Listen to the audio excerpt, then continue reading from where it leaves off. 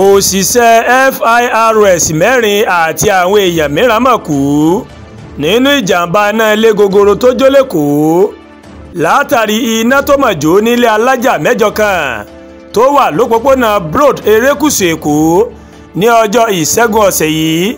Ìròyìn mà sọ wípé kò mọ̀ dín ní èèyàn mẹ́wàá tó bá ìṣẹ̀lẹ̀ náà lọ. Àwọn tó di olóògbé nínú iná tó mọ̀ ṣẹ́yọ ní àjà kẹta àti ìkẹrin ilé tí a mọ̀ sí Afriland Towers òun náà mà jẹ́ òṣìṣẹ́ iléeṣẹ́ United Capital tó ń rí sí ìdókòwò àti ti àjọ Federal Inland Revenue Service FIRS. Bó tilẹ̀ jẹ́ pé àwọn oníròyìn kò lè fìdí iye èèyàn tó mọ̀ kú múlẹ̀. Ìròyìn mà sọ wípé èèyàn mẹ́fà tí wọ́n jẹ́ òṣìṣẹ́ iléeṣẹ́ United Capital òun iná yìí mà pa.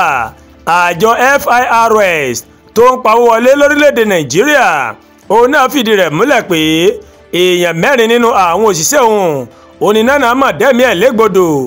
Àtẹ̀jáde ìbánikẹ́dùn yìí ńlájọ yìí mà fi síta.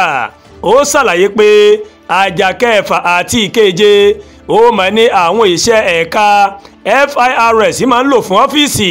Wọ́n ní nígbà tí olóbó mà ta àwọn sáré pé àwọn ẹ̀ṣọ́ aláàbò àti àjọ panápaná wọ́n wá fi kọ́rọ̀ wọn wípé ṣùgbọ́n nígbà tí ikọ̀ aláàbò yóò mà fi débẹ̀ èéfín mà ti gba gbogbo lẹ́nà kan.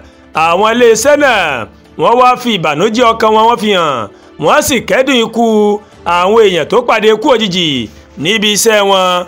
FIRS wá kéde pé òun yóò mà dúró ti ẹbí àwọn ìṣẹ́ tó pàdánù ẹ̀mí wọn. Àwọn yóò sì tún so okùn ààbò ilé dáindáin ní ẹ̀ka iléeṣẹ́ náà.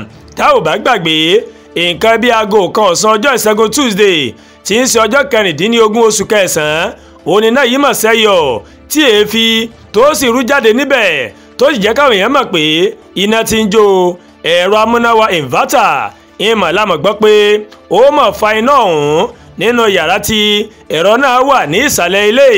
Bí iná ọ̀hún ṣe ń jó làwọn èèyàn kan gbìyànjú láti gba ojú fèrèsé jáde. Wọ́n ń fò láti òkè fèrèsé ilé náà wọ́n sì ń fò sí ìsàlẹ̀.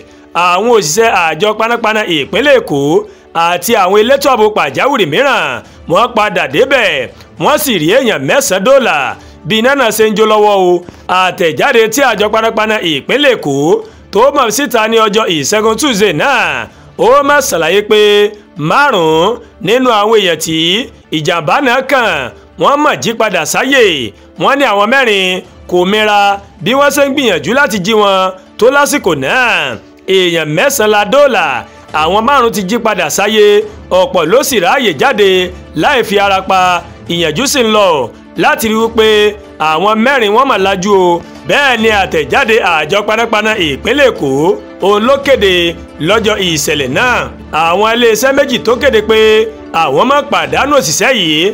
Àwọn òṣìṣẹ́ ilé ìfowópamọ́ UBA kan wọ́n ní ìròyìn mà tún sọ wípé wọ́n mà kú nínú ìṣẹ̀lẹ̀ náà pẹ̀lú ọ̀rọ̀ ìbánikẹ́dùn tí olórí ilé ìfowópamọ́ náà tó ní ẹ̀lúmẹ̀lù tó mà fi sí ojú òpó X rẹ̀.